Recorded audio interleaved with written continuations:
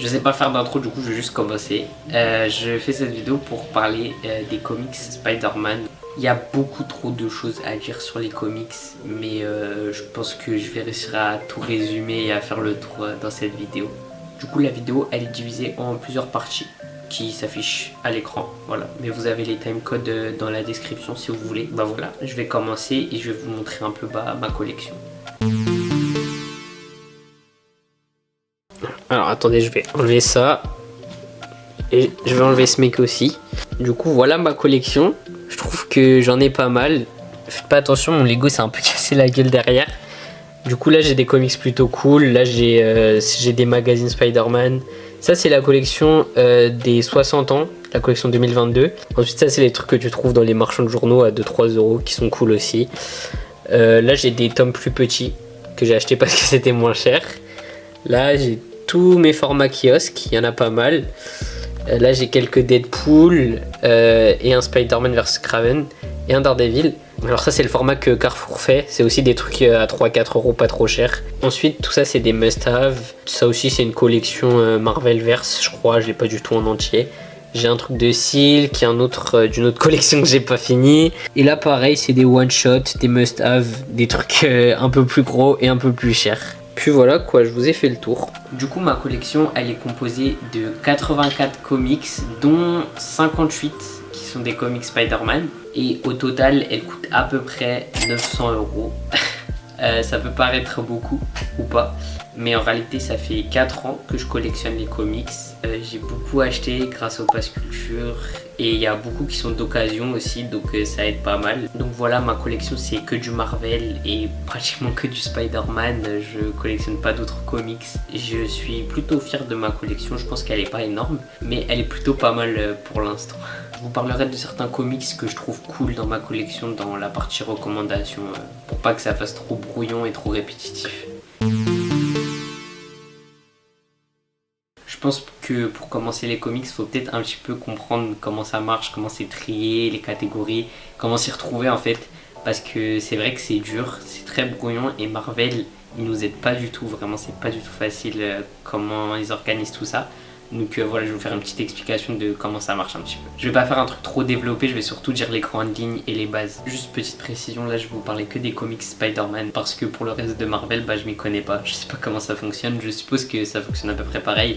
Mais du coup là, je vais me concentrer sur Spider-Man et les comics Spider-Man. Du coup, au niveau du contenu, faut savoir que la plupart des comics que tu vas trouver, ça va être dans l'univers 616. Donc ça c'est l'univers principal, là où tout se passe.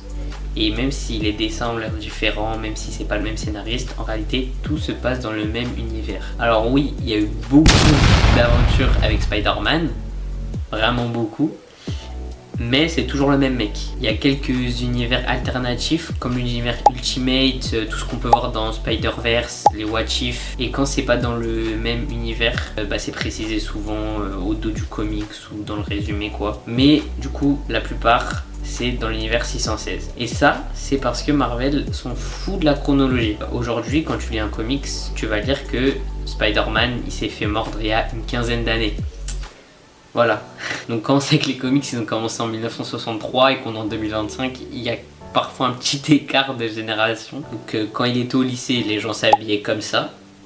Et 15 ans plus tard, il utilise un téléphone et des technologies hyper développées pour se battre. Et tout ça, ça s'appelle la sliding timeline. C'est ce que Marvel utilise pour éviter de se faire chier avec la gestion du temps et tout. Mais du coup, voilà, que les dessins ressemblent à ça ou à ça, on est dans le même univers. Et c'est le même mec qui a tout vécu. Voilà.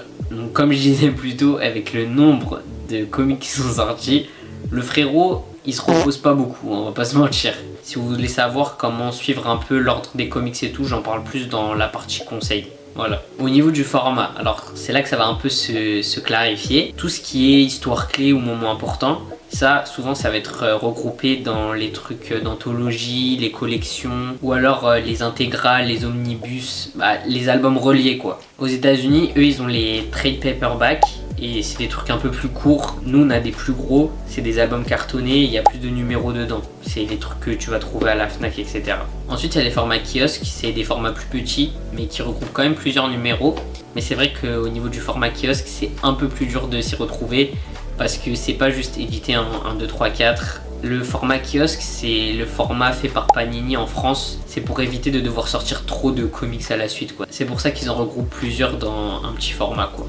Mais du coup, ça veut dire quoi les trucs écrits sur les côtés, comme là on a Marvel Legacy ou alors All New Spider-Man? Comment on s'y retrouve avec tout ça? En fait, ça s'appelle des labels éditoriaux et c'est comme un petit slogan que Marvel utilise pour créer un espèce de nouvel arc et pour créer un point d'entrée pour attirer de nouveaux lecteurs, quoi. Pour pas que toi qui essaies de commencer les comics t'aies à tout reprendre depuis 1960. Donc même si c'est un nom différent, ça reste encore une fois dans la même timeline et on change pas d'univers. Et parfois, pour que ce soit encore plus confus, il y a Panini, donc l'éditeur français, qui donnait des noms au format kiosque pour encore plus les catégoriser, comme par exemple Spider-Man Universe, et ça rend le truc encore plus compliqué. Du coup, ce que je vous conseille, c'est soit de regarder en haut à gauche où vous aurez sûrement un petit logo qui vous dit un petit peu où vous êtes, parce que c'est plus facile de se repérer par rapport aux labels éditoriaux de Marvel. Donc soit vous regardez en haut à gauche et vous aurez sûrement le petit label, ou sinon vous regardez directement à l'intérieur sur la première page. Souvent vous avez une liste de tous les numéros que vous avez, donc c'est pratique. Du coup, le format kiosque, ça ressemble à ça, voilà. Et ça se fait plus en France depuis 2019. Panini a arrêté parce que ça se vendait pas assez. Et je trouve ça tellement dommage parce que déjà c'est moins cher, c'est plus accessible, et puis ça se rapproche un peu du format comic book que tu imagines. C'est pratique, tu peux lire partout. Et puis tu as envie d'attendre la suite, quoi. Il n'y a pas tout forcément qui est dans un seul one shot de 300 pages. Dans cette partie, je vais vous parler de comment commencer les comics. Et on reste toujours que sur du Spider-Man. C'est vrai que c'est assez compliqué de s'y retrouver. Moi, quand j'ai commencé, j'avais fait aucune recherche. J'ai juste commencé. Mais je trouve que c'est quand même pas mal de commencer quand t'es quand même un minimum renseigné. Le premier conseil que je peux vous donner si vous voulez commencer, c'est de pas forcément être dans la méta. Je veux tout voir, je veux commencer depuis le tout début et tout lire. Parce que ça fait beaucoup. Et le style de dessin, même au niveau des histoires, c'est très différent. Vu que tout commence en 1963, ça peut être un peu lourd pour commencer. Même si ce sont de très bons comics avec de très beaux dessins, ça peut être un peu compliqué. Je pense que pour commencer, il faut vouloir s'intéresser au personnage et le découvrir. Et ça se fait pas forcément en voulant tout lire depuis le début. Il y a plein d'histoires géniales que vous pouvez lire sans forcément tout connaître et qui vont juste vous permettre d'apprendre à connaître le personnage et vraiment le découvrir. Donc si tu veux vraiment découvrir le personnage, ça peut paraître un peu bizarre, mais moi je te conseille les Ultimate Spider-Man. Moi c'est les premiers scans que j'ai lus et j'ai adoré. Ça peut paraître un peu contradictoire, mais du coup l'univers Ultimate c'est pas l'univers dans lequel tout le reste des comics se passe. On est sur la Terre 1610 si je me trompe pas, et en fait c'est un espèce de petit reboot. Je crois qu'en tout il fait 4 ou 5 omnibus, donc c'est pas énorme non plus, mais quand même ça reprend les histoires les plus importantes, les personnages les plus importants, et je trouve que c'est cool parce que du coup les dessins sont plutôt récents. Je crois que c'est début des années 2000 et moi je trouve que c'est hyper bien fait. Je parle encore une fois que de Spider-Man parce que je sais que Ultimate ont fait d'autres trucs sur d'autres héros, mais j'ai jamais lu donc je peux pas vous en parler. Sinon je te conseille les Must Have. Et ça c'est une série que Marvel fait où c'est des one shots. Donc en gros t'achètes ton livre et t'as l'histoire du début à la fin. Donc t'as juste à lire le résumé. Si tu trouves que l'histoire a l'air cool, tu peux le lire sans difficulté. Parce que souvent au début t'as toute une introduction à l'histoire pour que tu sois pas perdu. Donc ça c'est assez cool aussi pour commencer. Ou sinon tu peux aussi tout lire du début. C'est pas non plus impossible, c'est juste un peu plus compliqué. Mais moi c'est ce que je suis en train de faire en ce moment. Voilà, je l'avais jamais fait. J'avais quand même déjà lu des comics un peu plus vieux, mais j'avais jamais tout repris depuis le début. Et c'est vrai que c'est kiffant quand même. Je vais continuer mes recommandations dans cette nouvelle partie où je vais vous montrer des comics un peu cool que j'ai dans ma collection et des comics que j'ai trouvé super et que je vous conseille. Alors, ma première recommandation, c'est pas un comics en particulier, c'est un artiste, un illustrateur qui s'appelle Delotto. Et je l'ai découvert parce qu'en fait le tout premier comics que j'ai lu, c'est un cadeau, on me l'a offert, et c'est ce truc énorme qui s'appelle Marvel par Delotto. Et du coup Delotto c'est un illustrateur italien et je l'adore. Je vais vous le sortir, je vais vous montrer un peu. Et du coup ça c'est le comics. Alors je ne sais pas combien il y a de pages, Mais du coup c'est le tout premier que j'ai lu et je suis tombé amoureux des dessins. Moi je trouve qu'il fait des trucs absolument magnifiques. Alors du coup ça c'est pas que du Spider-Man, il y a d'autres histoires aussi dedans. Mais si vous êtes vraiment intéressé par les illustrations, les images, je vous conseille vraiment d'aller voir ce qu'il fait, c'est génial, moi je trouve ça ouf. Et c'est pour ça aussi que ça c'est un des trucs que je préfère dans ma collection parce que c'est mon premier et que j'adore l'illustrateur. Ensuite si on continue de parler des dessins et des illustrations, j'ai acheté ça hier littéralement, donc je l'ai pas lu encore. Mais c'est Spider-Man Suit and Blood. Je l'ai acheté juste pour les dessins, franchement je vais pas vous mentir. Il est sorti en juin 2025 si je me trompe pas. Mais je crois que l'histoire elle date un peu plus. C'est des dessins en noir, blanc et rouge. Et j'ai adoré, j'ai juste kiffé. Donc je l'ai acheté. Et j'ai feuilleté un peu et les dessins sont magnifiques. Attendez, il faut que je vous montre une page que j'adore. Regardez s'il vous plaît. C'est magnifique, c'est magnifique. Du coup ensuite c'est pas vraiment une recommandation, c'est plus pour show off. Mais du coup c'est les comics les plus vieux que j'ai. Ils datent de 1980, ils sont en VO. C'est des comics que j'ai eu par la grand-mère de mon copain et je suis très content, voilà, je les ai mis. J'avais qu'un seul blister, du coup j'ai mis les deux dedans. Mais je suis trop content d'avoir ça. C'est pas des trucs qui coûtent hyper cher et tout, mais je trouve que c'est cool. Ensuite une recommandation, pas Spider-Man, Marvel cette fois, si vous voulez un peu vous diversifier, c'est Marvel Zombies. Moi je l'ai adoré, c'est facile à lire, c'est un one shot pas trop long et ouais c'est sympa à lire, je vous le conseille. Ensuite un autre truc cool que j'ai dans ma collection, c'est mon unique et seul omnibus et c'est la mort de Spider-Man. Et du coup ça c'est dans l'univers Ultimate que ça se passe. Je crois que du coup c'est le 4e ou 5e, je suis jamais sûr de combien il y en a. Il est génial, je l'ai lu, il est vraiment bien. Mais je vous conseille quand même de lire quelques Ultimate avant de lire l'énorme omnibus sur la mort de Spider-Man. Ensuite deux autres recommandations que j'ai, que vous pouvez facilement lire si vous avez rien lu d'autre avant. C'est deux comics où il y a Black Cat qui apparaît. Et du coup c'est l'enfer de la violence. C'est une histoire où Spider-Man et Black Cat ils finissent par être énervés contre le même mec. Et du coup ils s'allient un petit peu alors que ça fait longtemps qu'ils se sont pas trouvés et tout. C'est cool et c'est facile à lire si vous avez rien lu d'autre. Ensuite il y a Spider-Man une chance d'être en vie. Alors dedans il y a Black Cat et aussi Silk. Silk qui est un très bon personnage à découvrir, elle a aussi sa saga à elle. Black Cat aussi d'ailleurs. Et ça c'est des must-have du coup, c'est ce que je vous disais plutôt, des trucs faciles à lire quand tu n'as pas tout lu depuis 1963. Ensuite il y a aussi un autre must-have qui est Spider-Man bleu, qui parle un peu de la vie sentimentale de Peter. Qui est super, les dessins sont encore super. Alors moi j'ai la version de 2002 mais ils en ont sorti un récemment qui est juste magnifique, mais que j'ai pas pu m'acheter malheureusement. Mais si vous pouvez, je vous conseille. Mais je vous conseille de le lire si vous connaissez quand même déjà un peu les péripéties qu'il a eu dans sa vie amoureuse. Je pense que c'est lisable si vous avez encore rien lu. J'ai l'impression de répéter cette phrase en boucle. Mais c'est surtout les dessins que je trouve géniaux. Je sais pas pourquoi je les adore autant. J'ai l'impression de dire ça sur tous les comics, mais je vous assure que c'est pas le cas sur tous. Ensuite ma dernière recommandation c'est Spider-Man Fin du Monde. Alors celui-là il est un peu plus épais, il est vraiment bien si vous aimez la bagarre, les combats etc. Moi j'ai beaucoup aimé. Je vous conseille quand même de lire quelques numéros où il y a le Docteur Octopus et le lézard qui apparaissent dedans. Mais après c'est pas une obligation et j'ai adoré lire ça, c'est génial. Alors on va passer à la prochaine partie où je vais vous donner quelques conseils et astuces. Alors pour commencer les comics c'est cher, voilà. Si vous allez voir même les must-have que je vous ai conseillés c'est souvent entre 16 et 30 euros. Donc pour en avoir plusieurs c'est vrai que ça revient cher.